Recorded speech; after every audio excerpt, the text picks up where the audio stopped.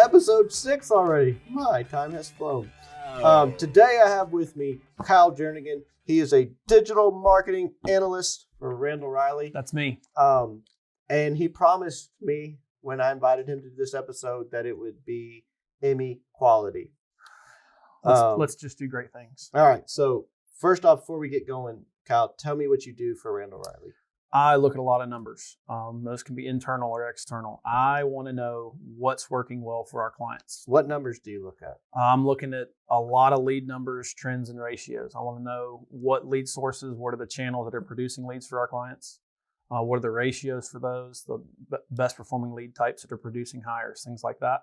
When you look at me, do you think more Yul Brynner or Lex Luthor? Can I say both? I don't know.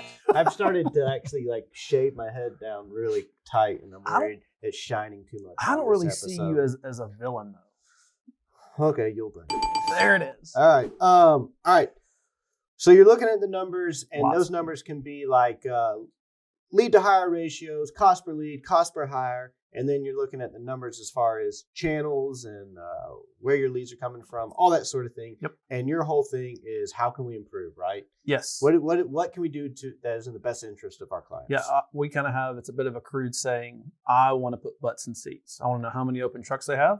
I want to know how many hires we're producing, and I want to get more of those. We can't stand for that kind of talk on this show. Look, that's not even PG right these days. Hold on, it's going to get worse. All right. Today we're talking about, he gave us this title, and it's called Speed is Greater Than Cost Per Lead, The Race to Fill Trucks. Exactly. Why don't you tell us what that title means? Yes, right now, our clients are finding more success in filling trucks as opposed to just doing everything they can to try to drive down cost per lead. They're not throwing caution to the wind. They're not throwing money away. What they're doing is they're realizing the more trucks I get filled, the more freight I haul, the more money I'll make. And as long as that hired driver stays 6 months, 9 months, 18 months, whatever your average new hire is, $7,200 hires, which is sort of a cuss word in our industry. Oh, $7,200. Yeah, it's still worth it. You do the math, it works out. I'm gonna play devil's advocate here. Bring it on, because I know our audience, and they're gonna say, "Oh, if I fill trucks, I make more money." I'm sure I'm glad I logged in to hear that. Absolutely. It's very insightful. Yeah, it seems self-evident. So where are they missing the boat here? What is it that what is the indication that lets you know a client is not seeing the big picture here? Gotcha. They're focusing on a cost per lead of a historical measure when we're living in historical times. What does that mean, historical times? Right now, we've never seen competition for a lead like we're seeing right now. We've never seen the amount of revenue in the marketplace being placed by fleets, not just with us, but this is from our vendors telling us that they are seeing increased advertising budgets for drivers like never before, where the number of leads that we can produce, all of the low-hanging fruit is gobbled up almost immediately. So it's sort of like we're having to climb the fruit tree, and now we're having to cut the fruit tree down for them. And the clients that are sort of saying, I want to get as many trucks filled as possible to haul this high dollar freight. They're being successful versus sitting around and waiting for more low cost leads. They're just not in the market anymore. Okay, so the competition for drivers is worse than it's ever been. Like I've been doing this for 20 years. It's worse than I've ever seen it. Also, just from, Josh does the weekly report. You can't see him, but he's back there. Josh does the weekly report. It seems like freight is historic every week. Yep. Every week we come in here and shoot it, and he's like, new record for freight. And, on repeat. Yeah. It's just a repeat. And so that's why the competition is so high, right? Because it's like there's so much opportunity in the marketplace, which means the competition is bigger, but the driver pool is even smaller. Correct. And because they're getting miles, theoretically retention's going up a little bit. Yes, we saw what historically has been a sign-on bonus war. Whenever capacity gets tight, people would throw out sign-on bonuses to get drivers. Didn't happen. What happened the latter part of 2020 was an increase in pay. Yeah. People realized I'm making more money from high-paying freight. I'm going to pass on to my drivers to increase my retention. I just had a call today with a client that has been focusing on retention. They were running at 70 available trucks. Now they're at 17 available trucks after a pay increase. So they're able to catch that sort of monster of truck availability, trying to decrease the number of available trucks they have. Okay. And you've got fleets every day. They're turning down $1, $2, $3 million in freight that they can't move because they don't have a truck to fill it. So are you really seeing, even in these historic times, like what you said, I think we should like do a replay of what he said or something. They're focusing on a cost per lead of a historical measure when we're living in historical time. You can't look at historical numbers of cost per hire or cost per lead because we are in a historical time when it comes to freight volume and the amount of drivers available to move it. That's right. There's less drivers and freight rates are way up. So there's no incentive for a driver to leave. And you are, sorry, I'm so aggressively pointing. You are seeing fleets that are missing out on opportunity because they can't get out of that cost mindset, right? Every day, where they're okay with, I'm going to let my budget be limited because this is all I've been allocated, versus let's just take a step back. If you increase your budget for more expensive hires, I'm climbing that fruit tree. At what point is that 10th or 15th or 20th hire that I normally would miss out on? When is that driver profitable? Right. And we're finding it's actually not that far down the road, no pun intended. Right. Well, I'm going to hold you there. I don't want you to get to your punchline too quickly. And I would add to that, this could sound like an infomercial of like, we'll just spend more money. But we're saying like, listen, even if it's not with us, we prefer it be with us, obviously. But like, if you aren't spending the money to advertise and get drivers in, you are just missing out on opportunity right now. Absolutely. I mean, you couldn't have said it any better. Whether it's with Randall-Reilly, we advise clients every single day.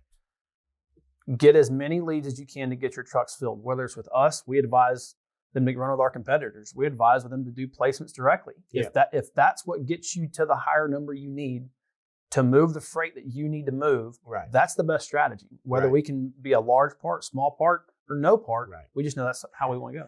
Okay, so we've set the stage pretty well here. I think so. And we've said that, let's say everyone's bought into what we're saying, and they believe that speed is greater than cost per lead. Where do you start? First thing, answer the phone. I just talked with another client yesterday. That's not what you said on the paper. Actually, based off of my notes. You got. You need to start with calculating the lifetime value of a hired driver. Calculating the lifetime value of a hired driver. Maybe you can use that. Believe it or not, I'm actually working on a calculator for that. I've seen it. Yeah. Where a driver that is going to be profitable on day, let's say 72. Yeah. And it costs you $5,000 in media costs to get it. Probably costs you another $3,000 in recruiting costs. So I'm all in at $8,000. Right. At what day is that guy profitable? Right. And I'm not trying to treat a driver like a commodity. I'm saying it from a business perspective. I have this valuable asset that I'm invested in. At what day am I going to be making money? And on day 71, now I am. And if you're paying that driver well and you're taking care of answering their questions, when they have a complaint, they're able to have an advocate there. You're going to keep that asset longer, and you're just going to get more money and more profit from that hired driver. Is that what you should look at? What's the average time that a driver stays at my fleet? Mm-hmm. And if I can make him profitable within that average time, then it's worth the investment. Absolutely. Ooh. That's a bold statement. It's all about filling. It's a bold strategy, Cotton. Let's see if it pays off for him. It is. It's all about filling your trucks as fast as possible so that you can haul high-paying freight when your competitors can't. You don't not only get the freight, but you get the driver. All right. So right here, you have a note for me. Yes, sir. He gave me really good notes. It says, right now, speed matters more than cost. Freight rates will make up for costs quicker than any time in history. That's exactly right. Explain that a little bit. Well, you're seeing, especially in the spot market, but also in contracts that fleets have, they're making more money per mile than they ever have. The spot market is higher in terms of per mile to move a load than it's ever been. So if ever buying an expensive hire, buying a hired driver and it costing more, Doing that now, you'll recoup that cost faster than ever because you've got relatively low fuel costs, which is going to be more difficult for that cost to increase. I've got money coming in. If I can get the driver in now and seated, I can make as much money over the lifetime of that hire as possible. So in that case, when you're talking about calculating the lifetime value of a hired driver, when you say, like, if you look at the average stay of a driver, whatever that is, the calculation for what you would make in that time is also way higher than it normally would be. So absolutely, your tolerance for cost. That's a good way to put it. Yeah, your tolerance for cost should be way up. Yes. Okay. I'm going through your notes here. You made really great notes. It says, right now you need any direct lead more than you should worry about cost per lead. What does that mean? I think you need every single lead from a driver that wants to come to work for your company. I don't think you need. What do you mean by direct lead? Give me a little more on that. I want to talk to a driver. If I'm a recruiter or if I'm a director of recruiting, I want drivers talking with my team that want to come to work for me. I don't want to fight it out with multi-carrier applications. Those are really expensive right now. They're higher than they've ever been. But again, this is about speed. The longer I have to fight to get that hire is the less freight I can move, is the more expensive the opportunity cost of having a truck that's unseated. Are you going to run into volume issues? If you're like, is it like get as many direct leads as you can, but you're going to have to backfill volume with more multi-carrier leads? Is that what you're saying? Or are you saying, like, don't worry about the multi-carrier leads? I'm saying find the lead source and the lead type that is the best ratio. So if I can get from 50-1 to 40-1, that's a 20% improvement. And over time and over volume with a recruiting team and new leads coming in every day, you're going to fill your trucks faster. And that way you can move that high volume freight that you're currently having to say no to. All right. So if I'm looking at lead to hire ratio, which is a topic we've talked about on here a lot, and you've mentioned like source as one, but what are all the aspects? Like, you're advising me, I'm a client, and you've convinced me I need to be looking at lead to hire ratio. What are all the components that I need to look at when it comes to lead to hire ratio? Just source, or what all do I need to think about? I think you need to look at source and you need to look at type because source as in channel. Correct. So type as in form versus call. That's exactly right. So is Google outperforming Facebook or is Indeed outperforming Google? Like, what is the actual product channel, the source of the lead that the drivers are using that's getting to you? Which ones of those are performing better? What can you learn from that data? Is it something on, is it the job title? Is it the ad creative? Is it the job postings? That's sort of one of the data sets that you got to look through. Then, is it calls or forms? Because even then, the calls from Google and the calls from Facebook may not be the same ratio. Right. I may want more calls from Google and more form leads from Facebook. Right. And we see that every day. So that media mix for you, for your particular fleet, that's where we want to optimize. The best lead type from the best source to get you as many hires as absolutely possible. Once you've maxed that source out and that lead type out, what next? I still need more drivers. Kyle, I still need Kyle. You and everybody else needs more drivers. Yeah, so now what? The first thing I'm going to do is I want to know how many leads are you getting with how many recruiters you have, because you mentioned it a minute ago. The last thing you want to do is increase your budget to the point that you're creating waste, where 60% of my phone calls I can't even answer because I've got 2 recruiters. Right. Do you need to add recruiter capacity? Potentially. What sort of technology or automation can we put in place to help convert leads into a hire for you better?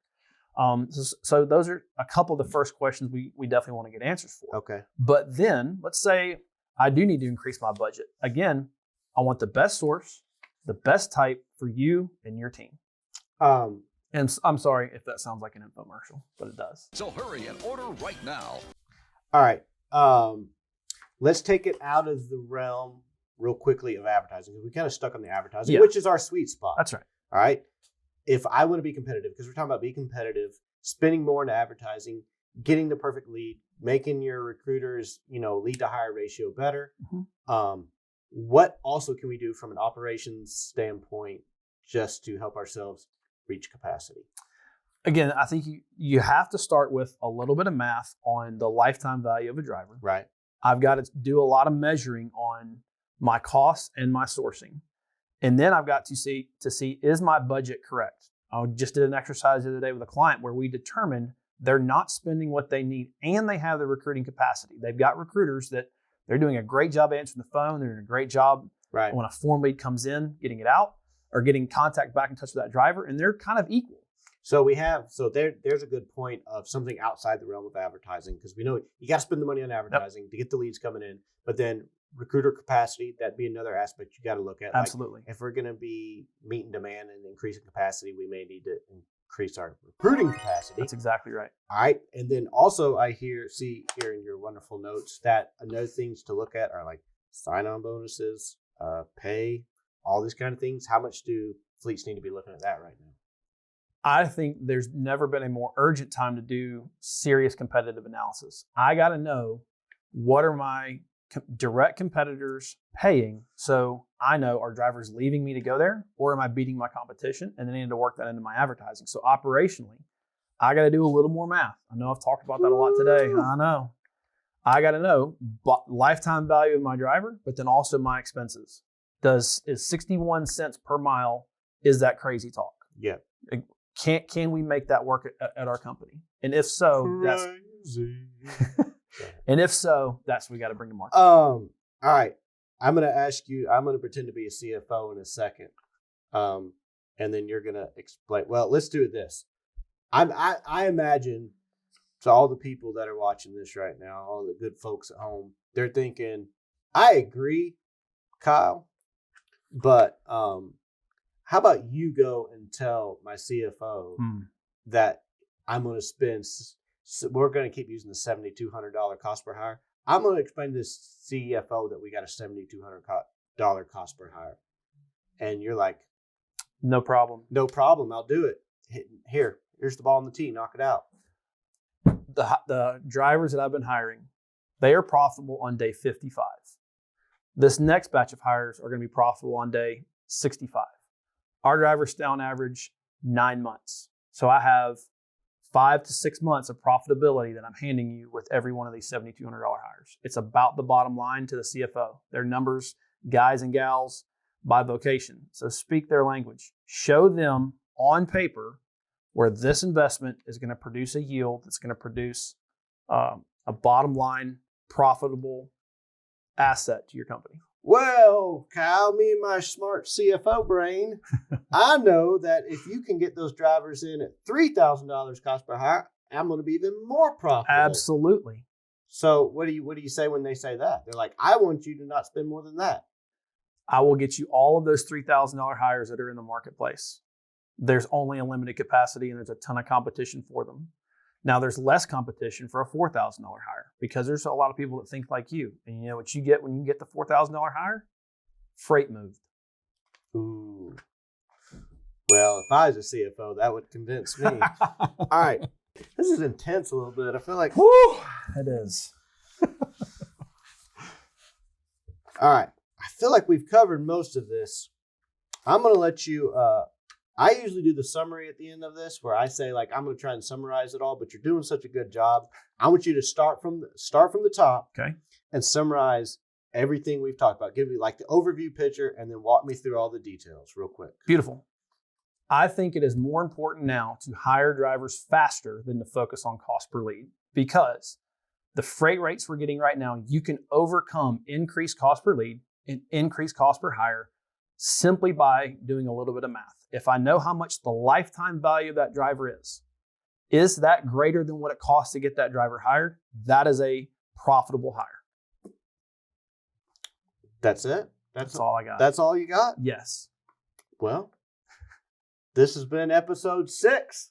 I tell you what, one more thing. Oh, you got more? I do. Stop focusing on cost per lead. Focus on getting hires. Right. Look at your empty trucks. Get them seated. Do the math on how much profit you're making per day, per driver. That should help you kind of determine, what do I need to spend to get my drivers hired? And whether it's with me or anybody else, just get them filled. This has been episode 6 of Digging Deeper. Boom. I was hoping you do one of those cuts where they like punch into the camera and they're like, boom. All right, I think that was pretty good. Right now, there's some guy with his arms crossed watching this. Well, not right now because we're filming it right now. But someone's watching this going, like, oh, baloney, That's just sales talk. or maybe they're even saying bull. You can beat that.